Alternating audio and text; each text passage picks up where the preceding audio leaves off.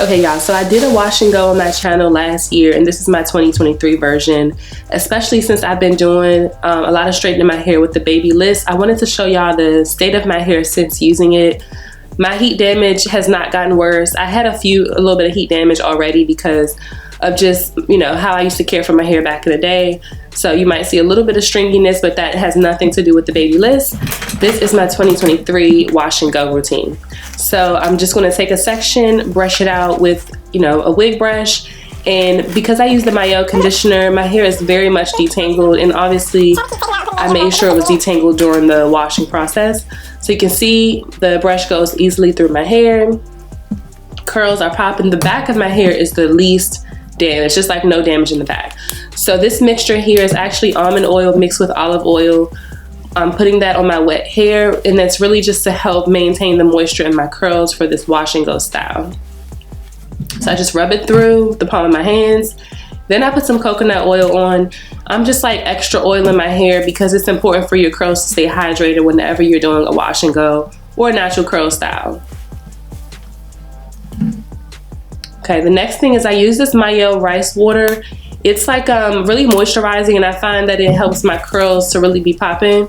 So this is what I'm using next. So I feel like with a wash and go, it's really just about the products you use to maintain the curl. Then I'm going in with the Eco Styling Gel. I normally use the olive oil version, but I'm using this one with the red top today. It works just as good, especially because my hair is very moisturized with all of the oils and rice water that I put on before.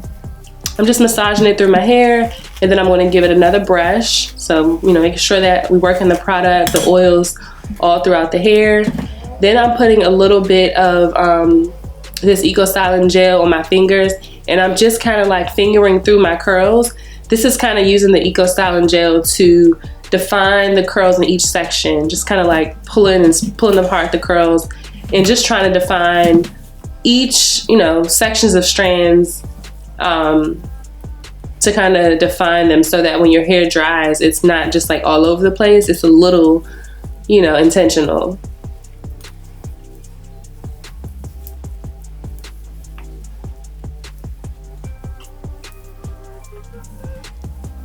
So I'm just going to finger through each section. You can like repeat, or, you know, I try to do kind of small sections of the curls as far as how much I pull out for the strands, because I want the curls to be as defined as possible.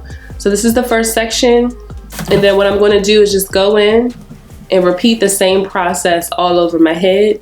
And then I find that depending on the type of end style you want, you can make sure that you're pulling the curls in that direction. Like if you want the front, you know, the hair in the front of your head to go towards your face, when you're pulling your curls, I would do it like towards your face. If you wanted to go back, I would do it going back. So that's just something I've learned over time when doing these wash and go styles. Y'all know, if you watch my channel, I'm more of a straight hair girl, but I also don't straighten my hair every week, or, you know, I'm not always wearing it straight. I'm either doing a silk press, sometimes a weave, and then other times I'm just rocking a bun. So the wash and goes are every once in a while for me, because sometimes it's a lot to maintain pretty much, but just doing the same thing to the next section. And I'm gonna let y'all watch this out until I get to the drying part.